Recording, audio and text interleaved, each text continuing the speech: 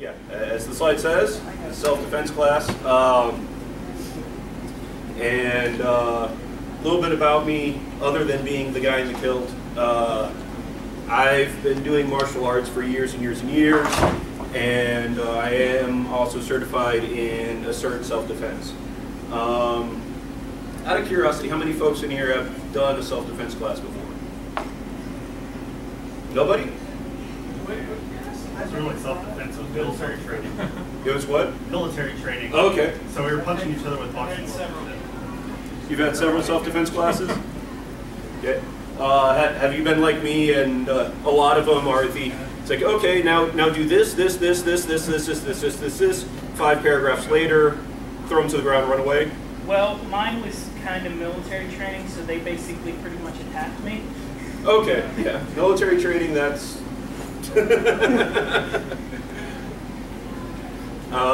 so, I guess I should have prefaced civilian self-defense. Does karate class count? Sort of, and I'll get into that, Okay. which is actually the next slide. First we need to define what self-defense is, which is purely making sure that you're okay at the end of the day.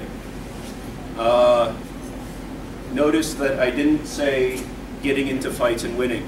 If you get into an actual fight, chances are you've actually lost at the self-defense part. Also, like you were saying with doing martial arts, if martial arts are wonderful, they're great, and there's a lot of things that you can take from traditional martial arts and apply to self-defense. But at the end of the day, a lot of times traditional martial arts or MMA or whatever, they are interested in, okay, well, what if I take this person and put them in a ring and have them fight with these rules? And also, it's like, okay, and for this length of time, so running away isn't really an option. Nope. I'm a big fan of, when thinking about self-defense, I'm a big fan of thinking of the analogy of the cornered cat. If anybody has had a wild animal stuck in their garage, you get them stuck in a corner. If they see a hint of daylight, they're heading to that daylight. If your face is in the way, I'm sorry, your face has been ripped off. Also, once they have reached that daylight, they're not sticking around to ask questions or to make sure you're not going to give them chase. They're gone. I've seen a lot of reports of where, especially men, unfortunately men get in a lot more trouble with this than women do, where someone will attack us and we get away, or we get them to run away from us and we go and chase them. That's a bad idea, because congratulations, you're now the attacker and they're the defender.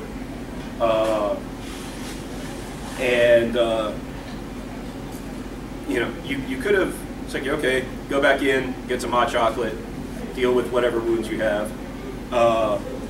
And there's been a lot of instances where, oh, that person chased the guy that initially attacked him and found that guy's buddies, and things got really bad for him when they couldn't. Also, and big disclaimer, I'm not a lawyer. Don't take any legal advice from me, but there are instances where, okay, if you've given him chase, people, the legal system tends to frown upon that. And yeah, like I said, it's not boxing, it's not MMA, it's not karate in the ring. A lot of those things translate well to self-defense, but at the end of the day, the goals are different. You're not trying to prove that you're bigger or badder than the other person, you're just trying to prove that you're going home at the end of the day. Also notice I say you, not you and your family. It's a weird thing to think about, but statistically, if you and your wife or husband or child or whatever, or buddy, if all of you get kidnapped and you get away, but they don't, they have a much higher chance of surviving because you got away. And that's because, well, you can go get away and go to the cops and tell them, hey, I was kidnapped by these guys, they're held up at this house, and oh yeah, they have a couple of my buddies, can you go rescue them? And as big as bad as any of us are, we're not as big and bad as the local police department with all of their riot gear. And while we're talking about nasty stuff, we have to recognize that there are four categories of violence. First one is fear, which is just simply maybe you scared somebody and they attack just out of blind shock. In that case, self-defense is whether that first hit and then go, hey, whoa, hold on. Frenzy, which most of you folks are old enough to remember the movie Falling Down. You know, where he went and blew up the McDonald's because they wouldn't serve him breakfast at 10:45. His character is a classic example of frenzy, where things just haven't gone that person's way, and they just don't have. They don't feel like they have any options. They're out to lunch. These are dangerous people to be around because there's no talking to them. There's no reasoning with them because they feel that they've lost everything and there's nothing else for them to do. Best thing to do is leave, because it's either separate yourself or put them down. That's pretty much your only options. That's really next. Tantrum. Tantrum. This isn't that they've lost everything, it's that they're angry at the world. Most mass shooters would be classified as tantrum. Things usually have built up. Usually if you go back and look at what's been going on in their life, you can see, oh, you got bullied here, got picked on, this went bad. And then they finally snap. Again, there's not a whole lot to do other than escape. In the case of mass shooters, I'm a big fan of what the FBI tells us, which is first run, as in get away from that person, whether it's the next room, whether it's the next block. Next town is a wonderful place to be. If you can't run, hide. Under a desk, bathroom stall, whatever. Now, when you hide, be careful. If you're hiding in a spot where you've cornered yourself, you might end up in a very bad situation. If you look at the Pulse nightclub shooting, there were some folks that ran into the bathroom stalls. Unfortunately for them, the cops didn't manage to deal with the shooter for 3 hours. He calmly walked into the bathroom and started shooting them in the bathroom stalls. If those two options aren't available, and only if those two options aren't available, that's when you fight. Fight back with whatever you have. If it's your hands and feet, I'm sorry, but it's your hands and feet. If it's, you can throw a desk at them, throw a desk at them. Do whatever you can. And keep going back to the fighting until they're out of the picture, whether it's unconscious or you have a chance to get out of there. And the last one, which is the most common, is extortion. Whether it's blackmail, guilt trip, mugger saying, hey, give me your wallet, where the threat of violence or bad things happening to you is, well, if you do this for me, then I won't hurt you in some way.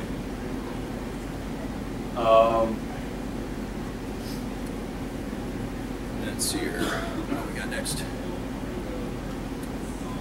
And also, by the way, if anybody ever has any questions, just go ahead and raise your hand and I'll try to take care of them right then and there. and getting to actually how violent behavior happens. There's 5 stages, 5 phases. The first one is intent. This is when planning happens. You really can't do anything about this because chances are you don't know about it. This is when they figure out, well, I need to go mug, I need some quick money, so I'm going to mug somebody in the park. Or, hey, that girl is hot, I'm going to go do terrible things to her. The second one is where we can do a lot of things. That's the interview process. Usually you can do a lot of things during the interview process. And this is when they're going to ask you questions either verbally or through body language. Whether it's actually asking, hey, what time it is, so they can see that you've got a nice watch on, or if you've got some money. Whether it's walking down the street. I've got a great personal example where I was out later than I probably should have the Thursday night before DragonCon one year. And I was going from one hotel to another, which required me walking down a block where there really weren't any people. As I was crossing the street, a guy that looked like he was going to cross the street coming my way turned around and followed me. As I was walking up the hill, I kept my eye on him, and he kept the exact same distance the entire way up. Every time he saw me kind of looking at him, he might back off a little bit. Was that guy actually planning on doing me any harm? I can't say 100%, but every bone in my body said that this guy was planning on doing something bad to me. And it's perfectly okay to listen to those voices. Usually they're correct. And if they're not, in that case, well, I kept an eye on a guy and thought that he might be suspicious and nothing happened. Versus not listening to him, giving him my back, and if he was planning on doing something bad to me, I probably wouldn't have known until the actual attack happened.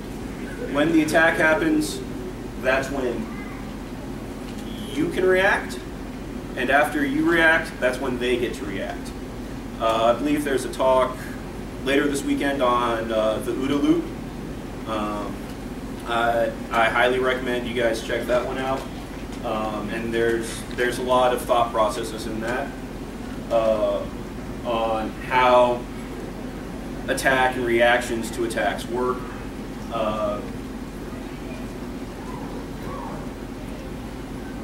And with self-defense, as with anything, there are rules. Rules to self-defense: number 1, your goal is to escape. That's pretty self-explanatory. Number 2, expect to be injured. You might be lucky, you might be able to not get injured. And this is all talking about when a person has actually gotten to the attack phase.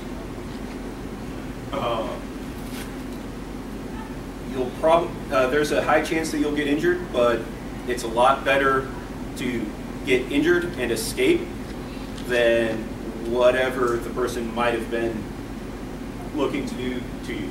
I have one of my lower school friends, his mother was kidnapped, where somebody just grabbed her, threw her in the back of her car. She fought and jumped out of the car as it was moving, and driving off, she broke her wrist.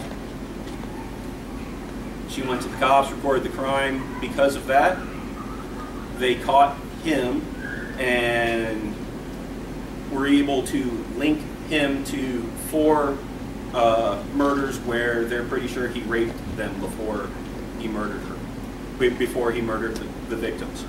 So with that kind of deal, you know, a broken wrist, I'll take that any day. And trying to escape. If at first you don't succeed, keep trying. It doesn't matter how long it is. If the person has been successful in kidnapping you and 3 weeks later you get a chance to escape, do it. Your life is worth it. If you can't say that, I don't know what to tell you. And the last one, hit effing hard. If you're going to hit somebody, make them feel it. If you're going to hit somebody, know that it's probably, hit them like your life depends on it, because it probably does. The idea isn't, the idea isn't necessarily to knock them out or whatever. It's to distract them so that you can get away. But I can tell you that a broken nose is a lot more distracting than a slight tap on the shoulder. Speaking of which, how many folks have heard the TV or movie thing of the, yes, if you hit someone in the nose just right, you shove their nose bone into their brain and kills them? Yeah, a few folks. Yeah, no, it doesn't work that way. Your nose is made out of cartilage, and your skull is a very, very hard bone, and the front of your skull is the hardest part of your skull. You're not gonna kill them by doing that. Now, if they fall over and hit the back of their head on concrete, then maybe. But also, if you've ever seen a guy the day after he's had a broken nose, where he has 2 giant black eyes, you can imagine, you know, all the nastiness of not being able to breathe, having blood coming down your mouth, down your face, your eyes tear up. It's a very unpleasant day.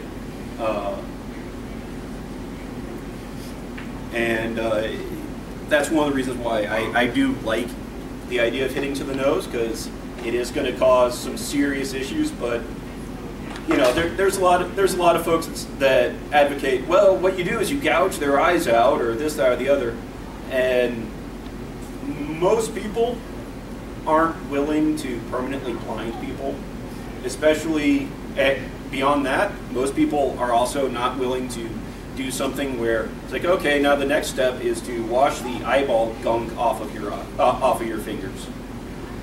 It's just nasty. Most civilized people get too squeamish to do it. And once the decision has been made that no, you need to attack somebody, there are 3 things that are important. 1, once you've made that decision, you need to do it now. It needs to be immediate. It needs to be ballistic. It needs to be as hard as you can, and just really nail them. And asymmetric, you are no longer having a discussion. It's a lecture. They don't get a say in this. If they try to have a say in it, you just keep going on top of them. Pure and simple.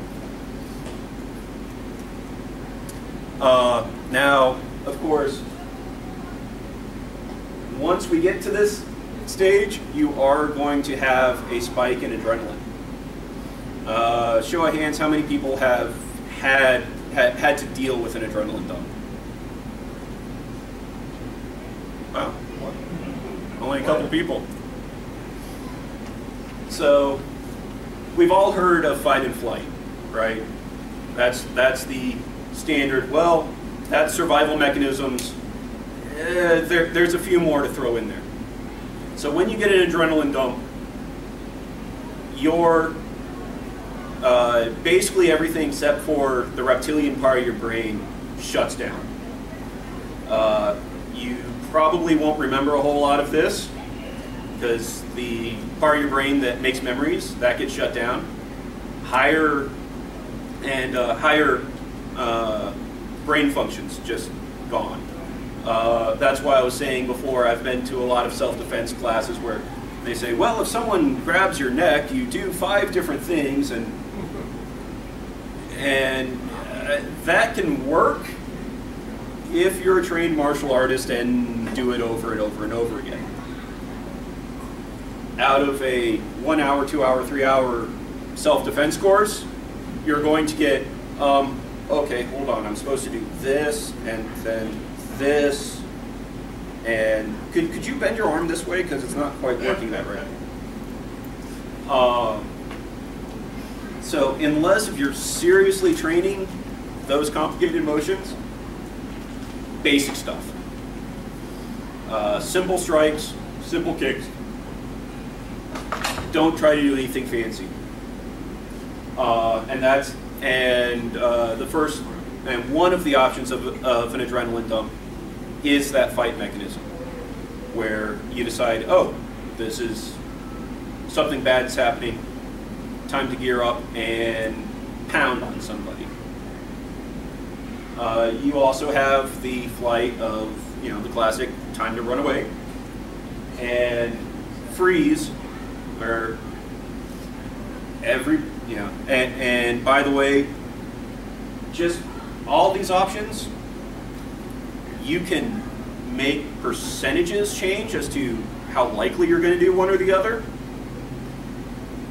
You can't make it 100% that you're going to do one thing. So if something happens and you freeze, don't feel bad about it afterwards. There is a reason for every one of these that nature has said, yes, these are options for survival. Freeze is, okay, I'm going to stop and see what the heck's happening. Yes, sir.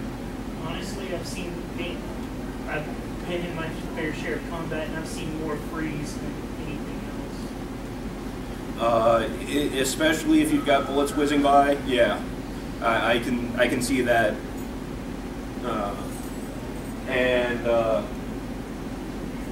Actually, I have freeze up here twice. One of those should be faint, which is slightly different. Freeze, you actually are aware of your surroundings. You may not be able to do anything about it, but at least you can, at least you know what's going on. Faint is the possum, play dead, oh, I'm out of here, hope when I wake up everything's all right. Again, sometimes that does work. If it didn't work, our reptilian brains wouldn't have that as an option. Is it always the best option? Not necessarily. And the last one is acquiesce, which honestly, out of all of them, is probably the scariest to deal with, which is, oh, if I just give the attacker whatever they want, they'll go away and I'll be fine.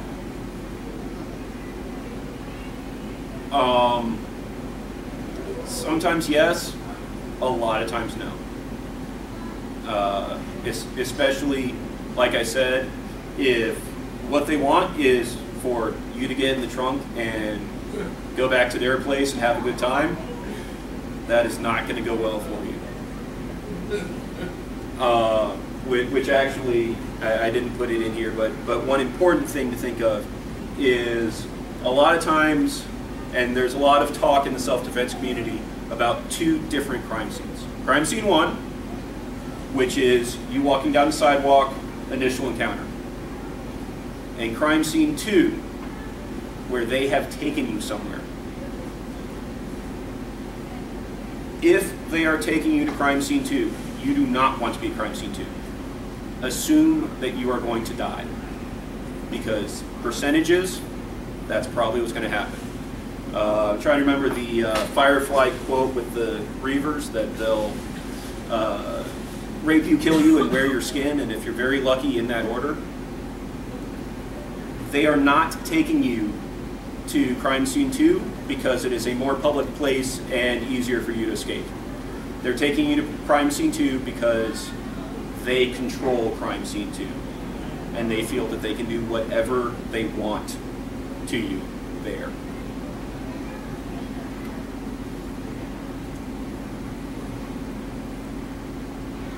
Oh, and that's all I have on there. I know I have a few things on my notes that I haven't talked about.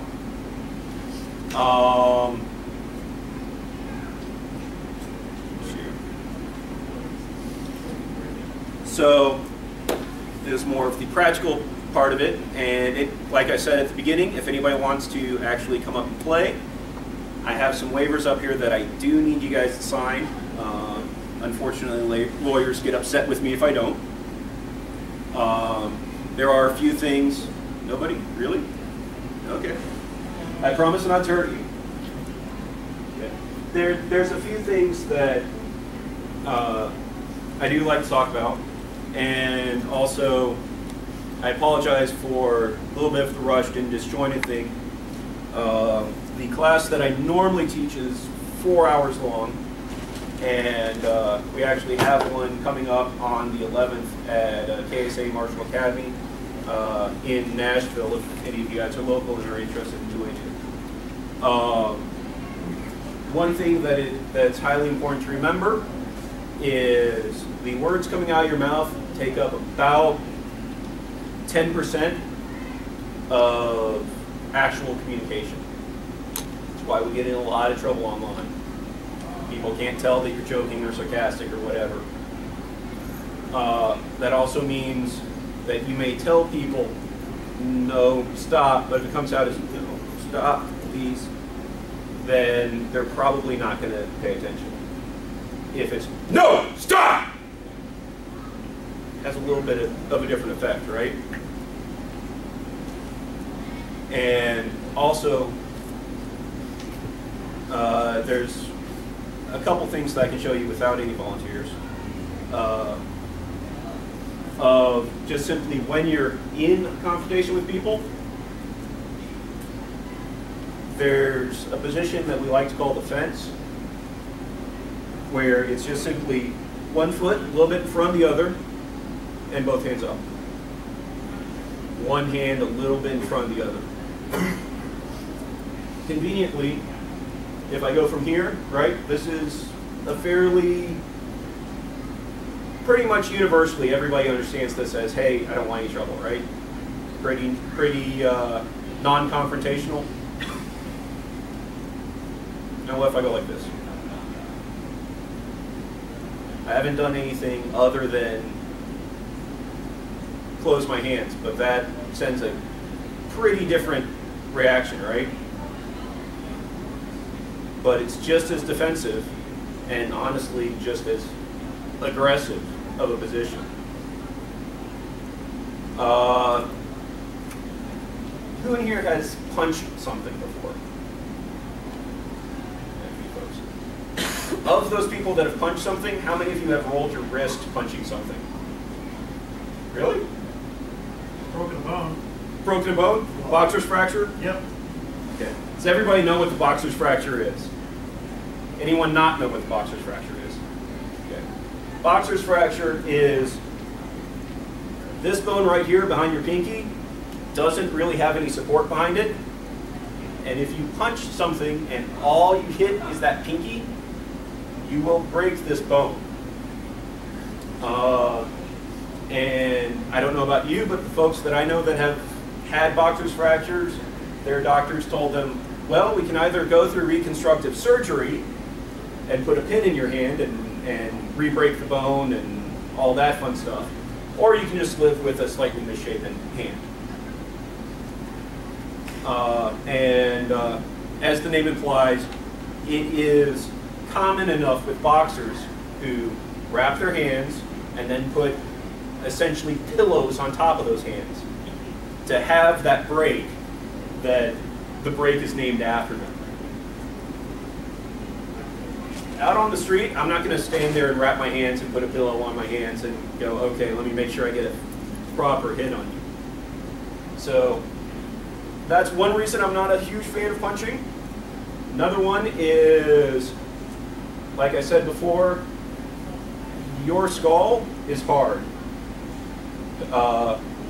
Punching someone in the face, it looks cool in the movies and TV. It kind of sucks in real life. Because not only is your skull hard, where you're hitting them, there's lots of odd angles and pointy bits and sharp teeth. So it's a wonderful way to break your hand. As I was saying before, with rolling and ending up having your fist roll on you, if you have your hand like this and it rolls under like that, It goes like this. It hurts like heck. So instead of punching, I like to do a palm strike, which is just simply think of giving someone 5 to the face. And even though it's called a palm strike, you're hitting with the bottom part of the heel of your palm, so that really your palm's in the way of your forearm hitting the guy, right? Straight out. And that is just as powerful as a punch. Much less likely to injure you. And on top of that, while I said that you're probably not going to gouge someone's eyes out, if someone hits me right here, look where my fingers are. I'm still not advocating to gouge their eyes out, but there is nobody on the planet that is not going to have some sort of reaction at fingers flying at their eyes. Even wearing glasses. And again, like I said, we're looking for that distraction to get away. So the palm strike is a very useful technique. Another technique that I love is the elbow strike, which is just simply bringing that elbow around, hitting right above the elbow on the forearm. You can do a tremendous amount of damage with an elbow strike. And again, it's a simple strike. Do that.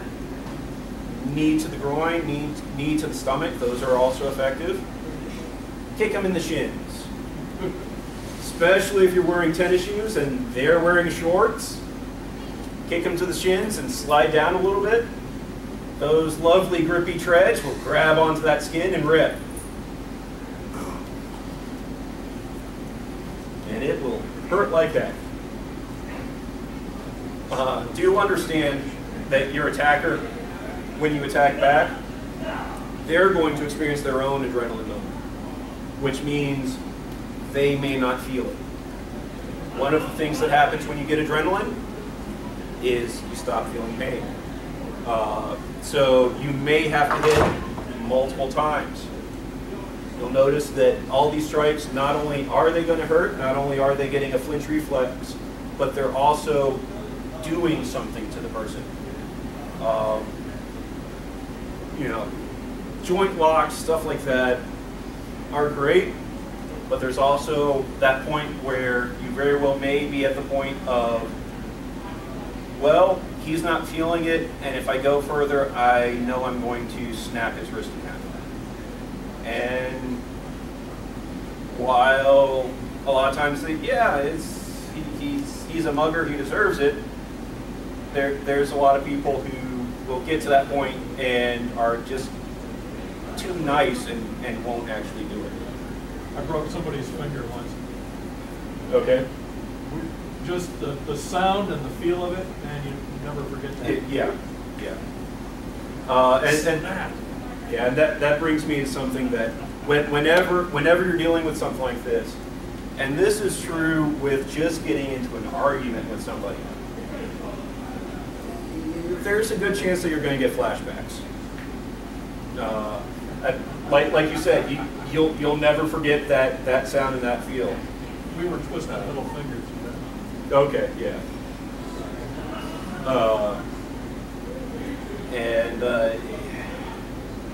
And adrenaline and not necessarily. It sounds like you guys were just joking around and playing that day. Well, he was drunk and harassing somebody, and I was trying to distract him and get him to back down, and I tightened down and did something that I knew he should have cried uncle for, you know, right. And he didn't. So I twisted just a little more, and that finger went snap. Yeah, and that's why I'm not a huge fan of pain compliance, because you get folks that are He was too drunk. hopped up on something, whether it's alcohol, whether it's illicit drugs, whether it's adrenaline, And also, there's a certain percentage of the population that will not feel it until it's too late.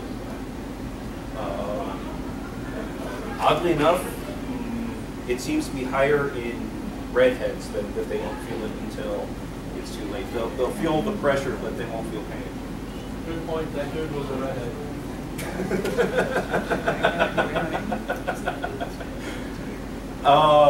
So nobody wants to get up and try anything?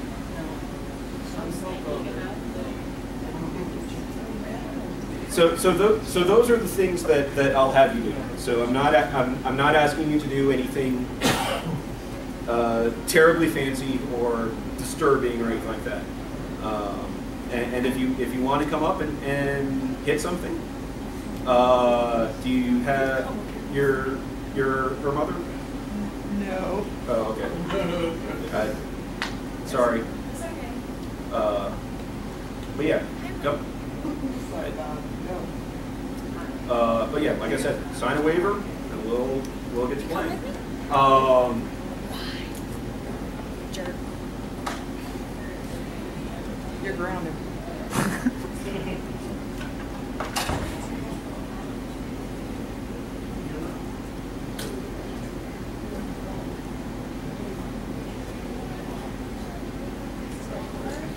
Today is the 3rd, yeah. Date it for tomorrow. That way, anything that happens today, you're free and clear. And yes, you have to use your legal name. Don't worry, unless if you decide to sue me, these will go in a file to rot for a while, and then I'll shred them.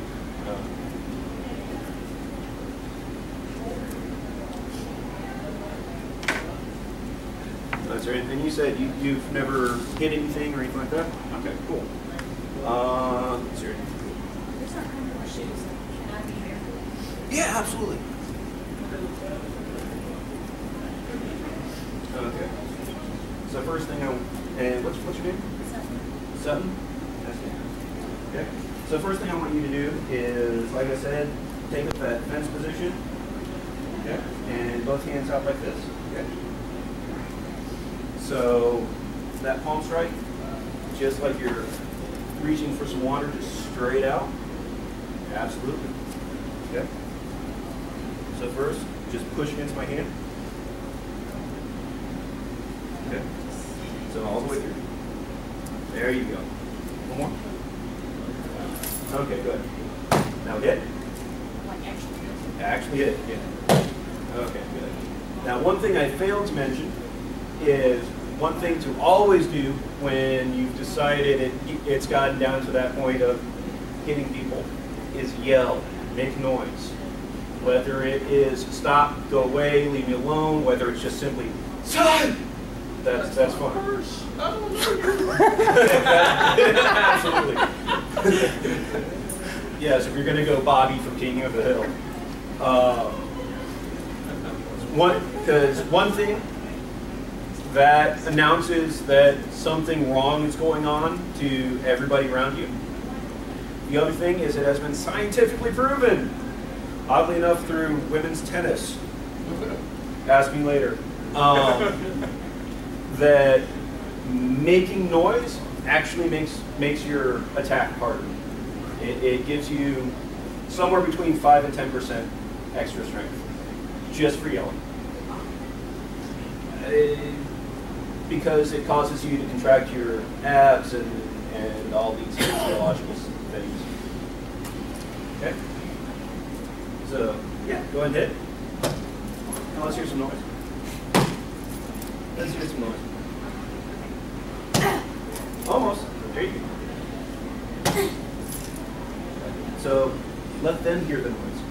What, run? Yeah, yell. There you go, yell. Can't hear ya. One more. Good. Okay. So the other thing I want you to do is, so palm strike is wonderful at that range. And you can feel the impact down here. Good. If they get a little bit closer, where you can't quite get that palm strike in, I want you to throw elbow, which basically think about grabbing your purse or your backpack. and sticking your arm out like this and swinging through. So, and just push forward. That's it, yeah. And always bend your knee. So, there you go, good. Yep. Okay.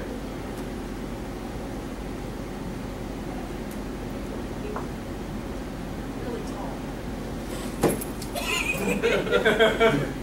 This isn't gonna be, okay, just stand back.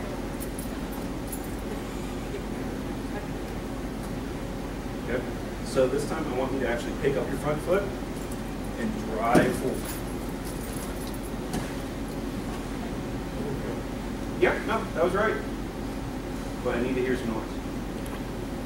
So the other thing that yelling makes you do, who here can yell but not without breathing?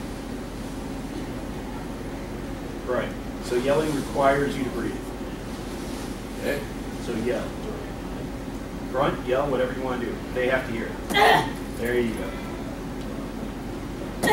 Good. One more. Good. Nice. Okay. Doesn't feel nice. Doesn't feel nice? Okay. Nobody wants to do this. This is fun. Yeah, usually I get people going, yeah, I want to hit you in particular. Yes. Obviously, I'm not doing my job right. Okay. Just gonna eat this.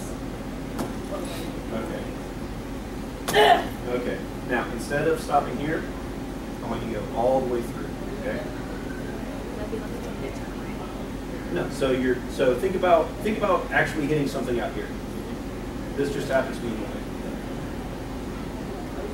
No, through. Pretend your target is about 14 inches behind where he's aiming. Right. Through it. So think about hitting my hand back here, but you have to go through here to get there. Absolutely. There you go. One more. Good. That felt a little bit better?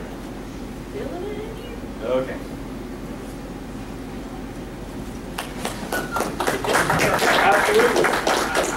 Absolutely. Being the first one to do something and being the only one to do something, it's kind of scary. Lane, come on. And that's one of the things that we do in our 4-hour thing is we actually go through some scenarios to get you dealing with some adrenaline. If you haven't dealt with adrenaline, the only way to be able to deal with adrenaline is to have been through it. I don't really have the time, nor do I have. I need 2 or 3 more people actually running the presentation to be able to run it. But if you have the chance to do something like that, absolutely do it. Now, what I want you to do, have you ever played soccer? Never had the opportunity. You ever played kickball? Okay. You know that sideways kick? Do that, it's straight forward. Okay. So that straight forward is awesome for a groin shot. Hey, I never said self-defense was nice, right? So go ahead and show me that kick. At the bottom. Yeah. Nice.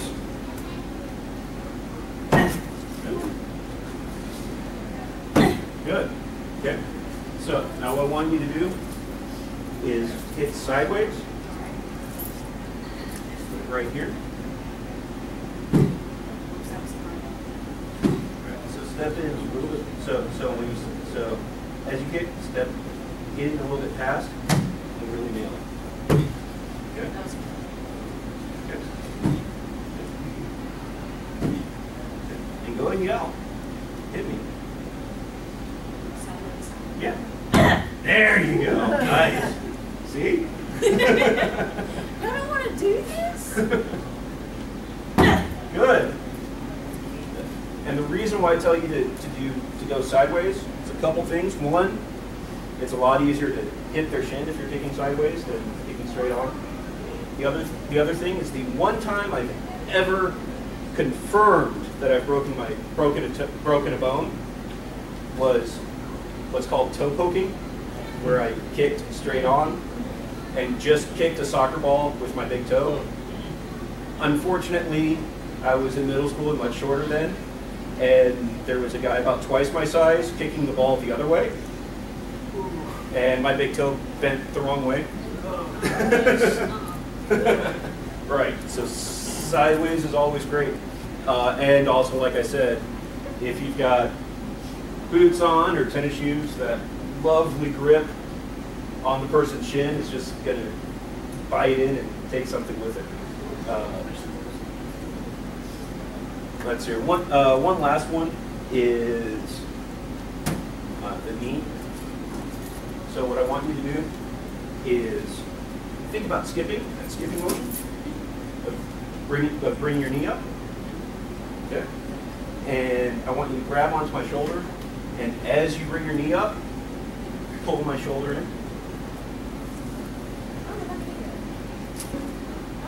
No? You sure? Okay. You sure? Yeah. Okay. Would it be nice to show everybody if I could try? Absolutely. Show of hands, who wants me to do that? Oh. Yeah, like, we're gonna say no. Old democracy. All these jerks that won't come up and do it themselves. Yeah, y'all. All right. Okay. So go ahead and grab my shoulder, both hands, and drive that right knee into that. Drive it into that. Don't place it. Yo.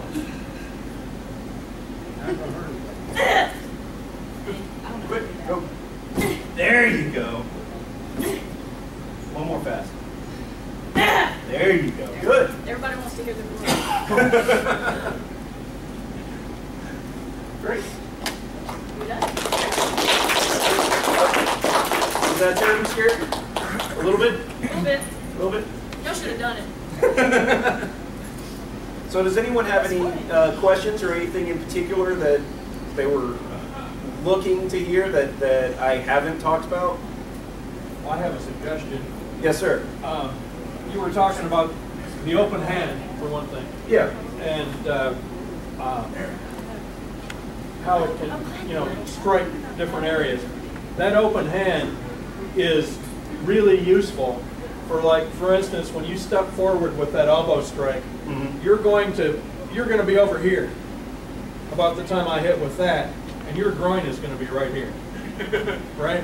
So Absolutely. the thing is, open hand, one of those, you don't even have to be a very good shot. If one finger, even one little edge of the little finger catches him in the testicles, he's going down. So that's the deal. I would argue with wham, that. like that. There's a lot of instances, especially with adrenaline kicking in, that guys don't necessarily feel it.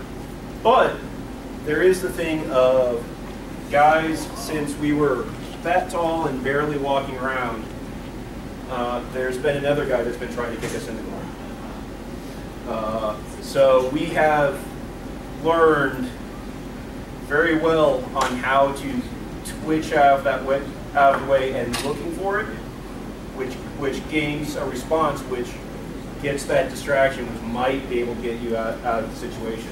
If you do end up hitting the magic button, and the guy's curled up and on the in a fetal position on the ground, awesome, you can run away. That open hand is hard to miss. Yes, sir. Also elaborating on that, wouldn't growing up a boy, always someone trying to hit you there, seeing that motion might make them buckle too, right? Yes, yeah, that's what I was trying to say. Absolutely, you'll get that reaction pretty quickly out of most guys. Anything else? No. Okay.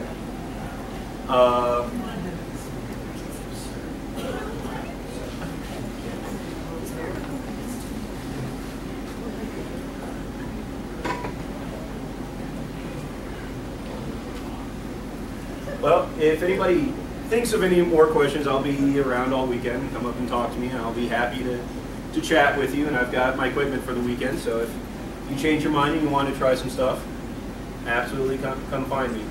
Thank you very much.